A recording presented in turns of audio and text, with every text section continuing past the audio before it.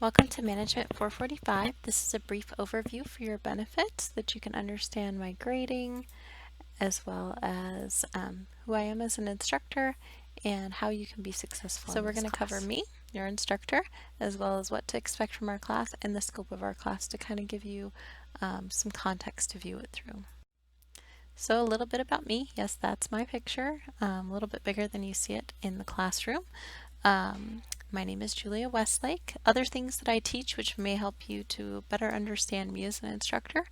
I teach English 101, other writing courses, other research courses, critical thinking and decision making. So think back to CRT 201. I was that nightmare instructor that you probably had. You might have even been in my class. So I do thrive on looking for logical reasoning, support, well-written essays. Proofreading is really big for me. And I do like it when you do research and can support what you're claiming, because I want you to be an expert and really master your craft. So I look for those things. I also teach finance, so I'm often to the point. You might notice that in many of my communications. I like to be to the point, especially in written communications. I teach project management, so if you're having problems managing your time, I'm definitely a good resource to find out how to do that from. I also teach instructional design and education and training courses. I do work for a financial firm, and I work in the learning department there. So I do this for a living. It's something I really enjoy doing, and I really enjoy teaching. So two passions of mine. Text messaging is the fastest way to reach me. So if you need to reach me super fast and it's something I can answer back in a text, then feel free to text me during the posted hours that I've allotted for that. If it's something that is more involved and you're okay with waiting for a response for a while, try your journal or an email. I like to be to the point when providing written feedback, so sometimes that can come off a little bit blunt. Don't take it personally. It's my attempt to ensure that you can scan and skim and find exactly what you need to do without having to try really hard to understand what it is that you need to improve or change or what you did well. So I try to be super brief. And so if you want things that are more broken down or you need more detail, feel free to give me a call. There's nothing wrong with that. I have been known to spend lots of time on the phone with students and really coaching them and walking them through how to be successful. And I'm okay to do that because I want you to get out of this class what you need to get out of it so that you can be able to apply the concepts in your professional career and excel. So I'm also, as you should know, very invested in my students and their success. So if you don't feel at any time that you're getting out of this class what you need, I would ask that you come to me. Let's talk about it. Let's walk through it. Let's do some coaching and some one-on-one instruction and see where we can go from there. So what to expect with my grading? Every instructor is different, right? We all have our own quirks and weird things that we look for, and it's hard to learn what an instructor's like. So here's some tips and tricks about me and my grading. So first of all of my rubrics, all I do is look at what's in the classroom posted for the assignment. There's little bullet points that are part of that assignment prompt. I literally take and copy and paste that into an Excel document, and that becomes my rubric.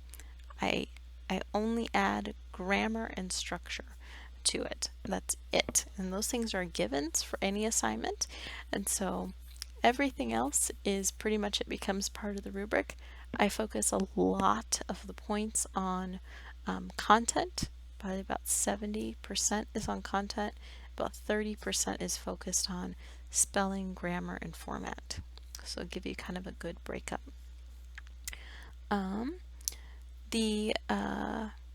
The way that I grade when I'm looking at your work, I do look for you to support and provide detail behind things that you're claiming. That goes back to me being a critical thinking and writing instructor. I really do look for you to be able to communicate mastery over content and be able to support exactly what you're saying. So if I know that you're not an expert in that field, I'm looking for you to say, hey, this expert backs up my claims. So I'm looking for evidence and details, and you to really communicate with me that you've mastered the content. I like well supported arguments, so a claim plus two or more premises with some evidence to support those claims, right? That's what I look for. So think back to those writing courses you took and that critical thinking class you took. I really do like to look for those things. Assignment word counts. When you're thinking of it, if it says 500 words, that means to me 500 words minimum. If it has a range and it's like 500 to 750 words, if you go over the 750 by a couple of words, you're not getting docked. If you go under 500 though, there's no way that you've got enough detail in that assignment to have met the other points, so that's a really bad idea for you to go under. So don't go more than double though. So if it says 500 words, don't go over 1,000. Okay, so if it doesn't have a high cap, just don't go over double. I do grade for grammar, structure, and format on everything that I grade, including DQs. On DQs, I don't get so focused on structure and format, but I really do grade for grammar on those. So if your posts are chock full of grammatical errors and it's really interfering with people reading them or understanding them or your ability to communicate, I will deduct points for that. If your DQs are not on topic, I'll deduct points for that. If they're not moving the conversation forward, they also won't count. So focus on those things. When an assignment prompt says that you need one source at this level, right? So at the level we're at in college, that means beyond whatever's required. So let's say you're reviewing a document like a training manual or you're reviewing a training plan. That's your given resource, right? You have to cite and reference that because that's what you're reviewing. If the assignment says to have a minimum of one resource or reference, that's above and beyond whatever it is that you're reviewing. That's a given thing at this level. You need to have that. And that's a minimum. You're probably going to find it necessary to have more than that minimum amount of resources. And in order to reference something, remember, you have to cite it within the body of the work. You can't just list references and then expect me to know where you used them. That's one, plagiarism because you didn't cite it and reference it, and two, I'm not that good at guessing unless you plagiarize. So don't do either of those. They're just not good. Assignments should always be written in third person. So you can find plenty of tutorials online. Just, Google third person point of view and you'll find probably like 500 different YouTube videos and training tutorials about what that is. So we don't write in first or second person, and we never write in first person unless the assignment prompt says that we can. So there's one assignment in our class where it specifically says that you can, and on any DQs you're allowed to write in first person. Everything else needs to be written in third person. So expect to apply skills and knowledge from lower classes and to dig deep. And here's what that means. So if you're getting a question or in a prompt, or you're getting, I've asked you to do an assignment and address 3 bullet points.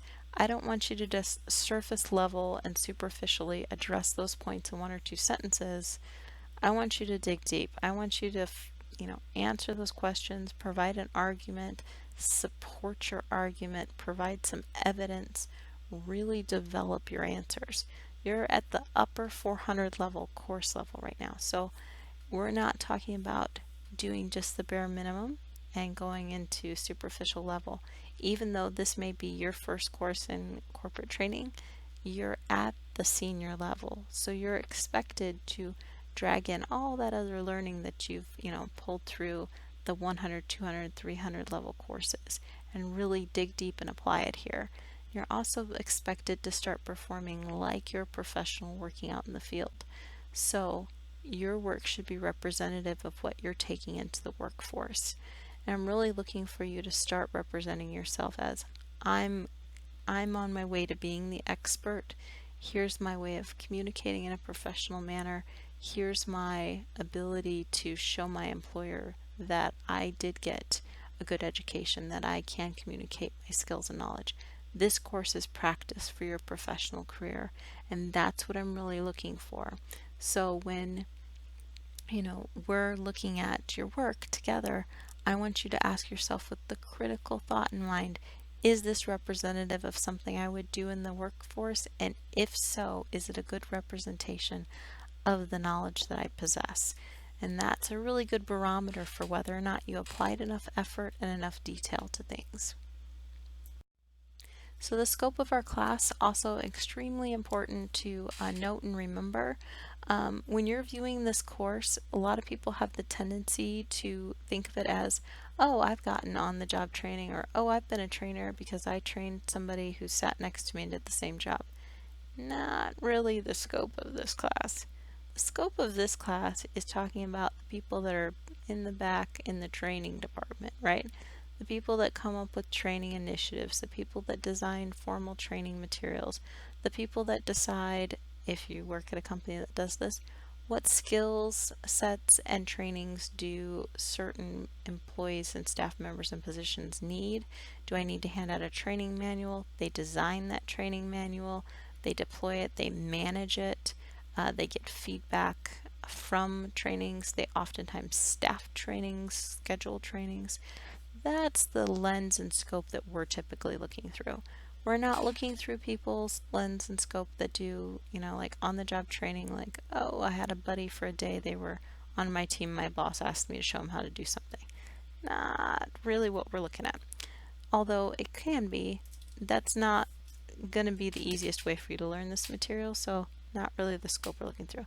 We're also not going, oh, I got trained on the job and, Betty Joe showed me how to do stuff. Not really what a trainer does either. So we're looking at the more formalized training departments, corporate trainers, that's their job to provide training. We're looking at that kind of stuff in this course. While you may see it in various forms in the real world, we're going to take a step back and assume that you've all experienced on-the-job training, you've all experienced, shown somebody else how to do your job, ergo their job. So we're going to take a step back into that formal role so that you kind of have, two ends of the spectrum, and then you can see how they intersect. So for the purposes of this class, think of yourself as more sitting in that training department, that formal training role, not I'm a supervisor and I'm training my staff members, or not I'm a coworker training my staff member, or not I'm getting trained by my supervisor. Not really going to help you with this class. We're looking through the lens of training as it applies to formal training rather than informal training. So while the concepts and things that we're going to discuss here will lend itself great to like informal training, like, oh, I hired Sally today and I'm her supervisor and I want to train her how to log on and answer questions that come into our shared mailbox. That's great. That's informal training. We're going to focus more on the formal training, like, here are the email policies for our entire company, and we're going to go through them now for everybody at the company that's just been hired. Or here's the sexual harassment training that everybody's going to take. Or here's training on a specific law that applies to your job. Or here's specific training on how to manage projects. Or here's specific training for your job about how to do X, Y, and Z skill set, right? So we're going to look at that. We're also going to look at development. So more, how do we get people from hiring them through the ranks of the company into a position where they want to end up, where they want their career to go? That's that development piece, and we're going to look at it from that perspective as well. It will help you greatly in this class if you, when you're asked to focus on a project, if you pick something small, and that way you can go into a sufficient amount of detail and really dig in deep and get your hands kind of dirty with that content and really master it and not get overwhelmed.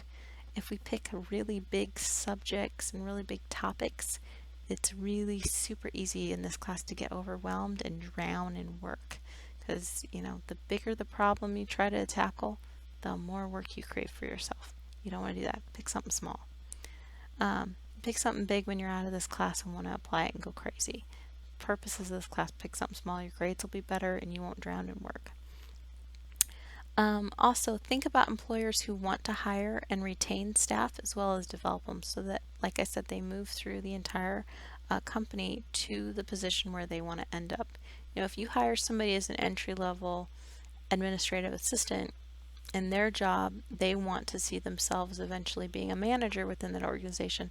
How do you help that employee move from an admin, entry level admin, to a manager position that they desire? What are the things that you need to be doing along the way? How do you recognize that desire? How do you develop that desire? How do you provide the employee with coaching and guidance to get there, and training? Also, it will help you with this course if you don't think about training people who plan on being there for a super short period of time, like a temp or somebody that you hired to do a job that has super high turnover.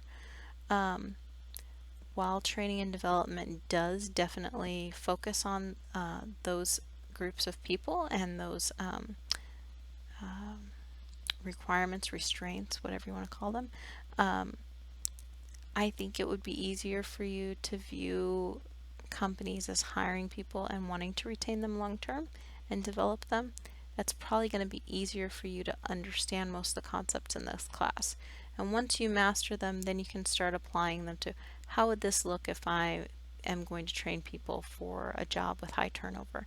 How am I going to use these concepts to train people that are in temporary positions? How can I use this content to train people who, specifically come to my career site to get the training and then go somewhere else for whatever reason? So you'll be able to apply these concepts better if you kind of narrow your focus more and look through an appropriate lens, because then it becomes easier for you.